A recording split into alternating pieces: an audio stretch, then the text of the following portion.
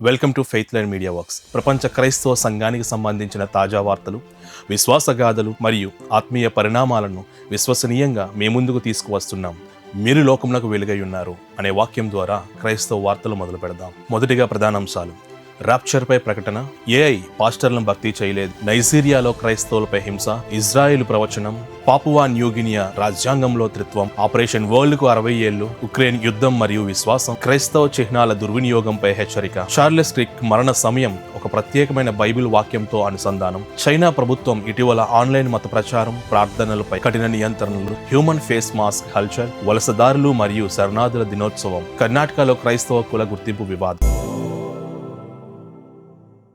దక్షిణాఫ్రికాలో ప్రవక్త జోషువా మల్కేలా యేసు సెప్టెంబర్ 24న తిరిగి వస్తారని ప్రకటించారు.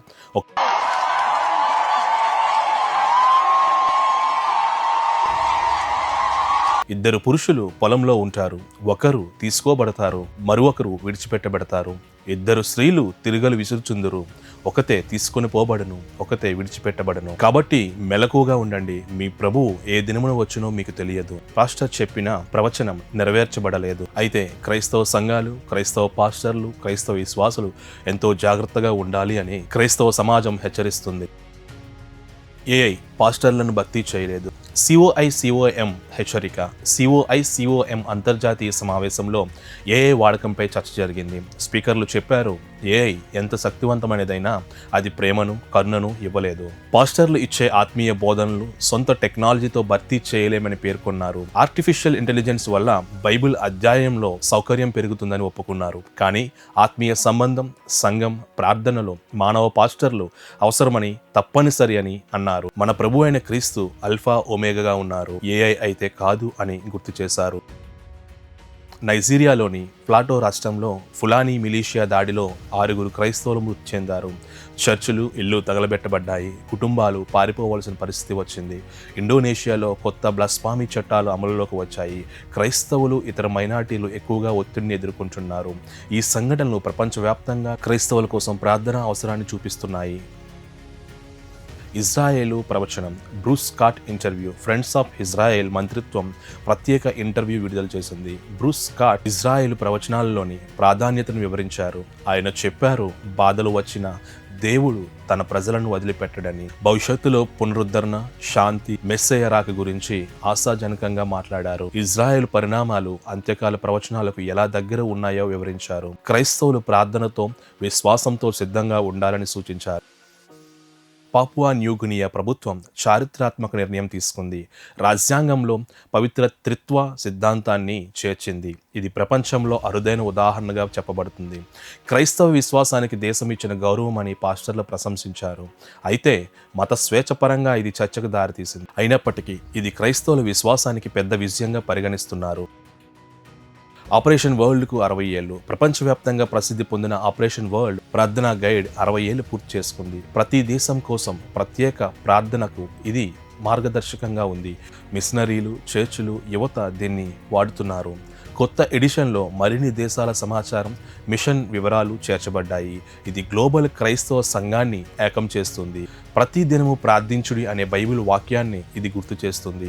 ఆపరేషన్ వరల్డ్ ప్రార్థనా గైడ్లో సెప్టెంబర్ 27 అనగా ఈరోజు ప్రత్యేకంగా పాకిస్తాన్ దేశం కోసం ప్రార్థనా దినంగా ప్రకటించారు. ఇది ప్రార్థనా సంఘటనలను నిర్మించేందుకు విశ్వాస సంఘాలను ఏకం చేస్తుంది.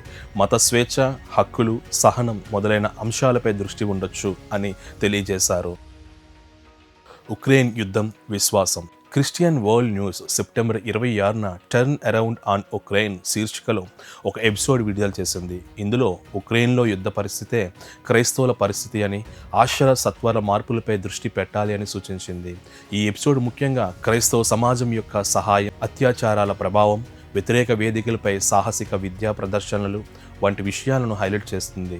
మధ్యప్రాచ్యాత్యంలో కూడా క్రైస్తవులపై హింస, నిర్బంధనలు కనిపిస్తున్నాయని, ఈ దృష్టాంతం ద్వారా మత ప్రవచనాలు, యుద్ధము మరియు విజయాలు అనే సంబంధంపై చర్చ చేయబడి ఉంటుందని తెలియజేశారు. ఈ మీడియా క్రిస్టియన్ వరల్డ్ న్యూస్ సాధారణ వార్తా మాధ్యమాల నుండి వేరుగా మతపరమైన విశ్లేషణలు మాత్రమే ఇస్తుందని తెలియజేశారు. క్రైస్తవ చిహ్నాల దుర్వినియోగంపై హెచ్చరిక. ఇంగ్లాండ్ వేల్ష్ బిషప్పుల సదస్సులో కార్డినల్ విన్సెంట్ నికోలస్ పేర్కొన్నారు.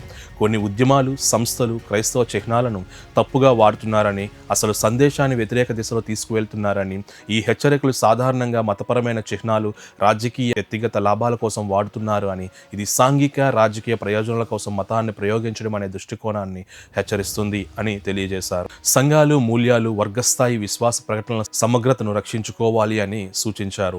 ఇది ప్రత్యేకంగా యూరప్, బ్రిటన్ వంటి ప్రాంతాల్లో చర్చగా ఉంది, ఎందుకంటే అక్కడ మత, సామాజిక పరంగా మిళిత ప్రమాణాలు ఉన్నాయి. అమెరికాకు చెందిన ప్రముఖ క్రైస్తవ నాయకుడు చార్లెస్ మరణం మరియు ఒక ప్రత్యేకమైన బైబిల్ వాక్యంతో ఎలా అనుసంధానం అయ్యిందో తెలుసుకుందాం. చార్లెస్ క్రిక్ సెప్టెంబర్ 10, 2025 మధ్యాహ్నం 12:23 కాల్చబడి మరణించారు.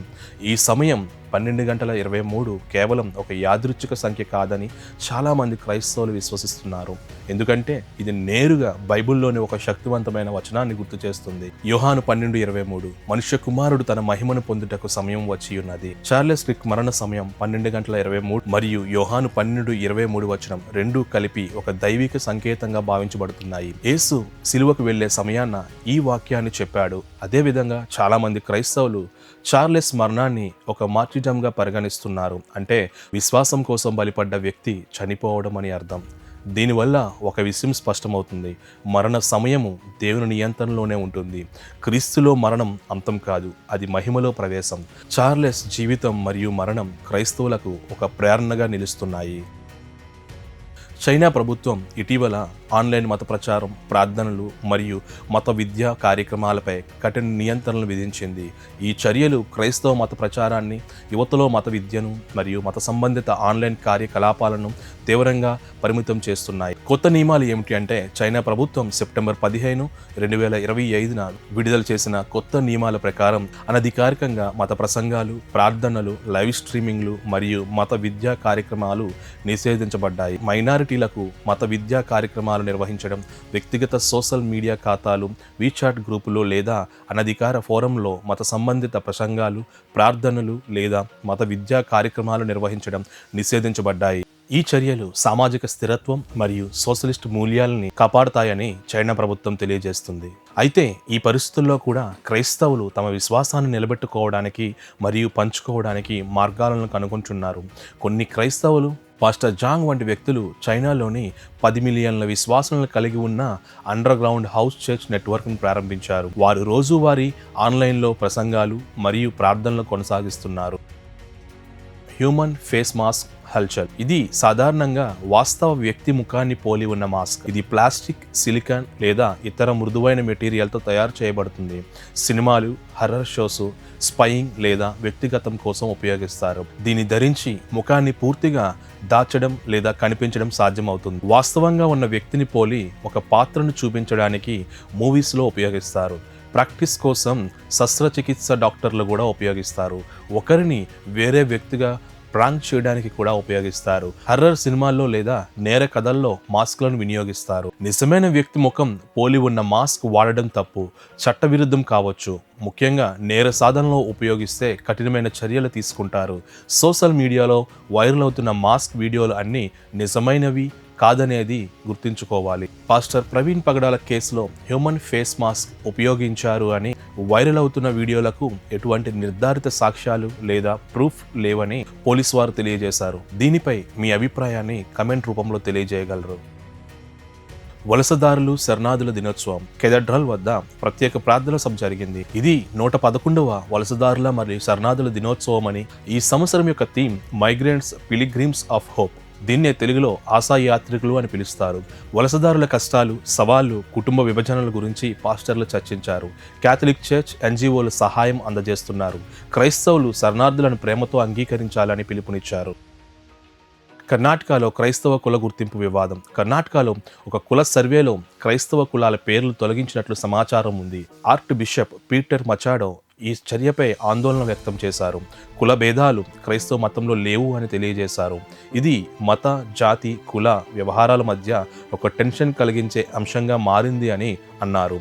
ఇది దృఢంగా నిర్ధారించడానికి రాష్ట్ర ప్రభుత్వం మరియు జనగణన అధికారులు సహాయం ఉండాలి అని తెలియజేశారు. ఇవే ఈరోజు ప్రధాన క్రైస్తవ వార్తలు. ప్రపంచంలో ఎక్కడ ఏం జరిగినా క్రీస్తులో మనమంతా ఒకే కుటుంబం. మన విశ్వాసం, మన ప్రార్థనలు, మన సంఘం ఇవే మన బలమైన ఆయుధాలు. ప్రతి దినము ప్రార్థించుడి. మీరు చేస్తున్న సపోర్ట్కు ధన్యవాదములు. మళ్ళీ త్వరలో కొత్త వార్తలతో మీ ముందుకు వస్తాం. ఈ వీడియో మీకు నచ్చితే లైక్ చేయండి, షేర్ చేయండి, ఇంకా సబ్స్క్రైబ్ చేయడం మర్చిపోవద్దు. Faithland Media Works, spreading the light of the truth, and you are the light of the world. God bless you.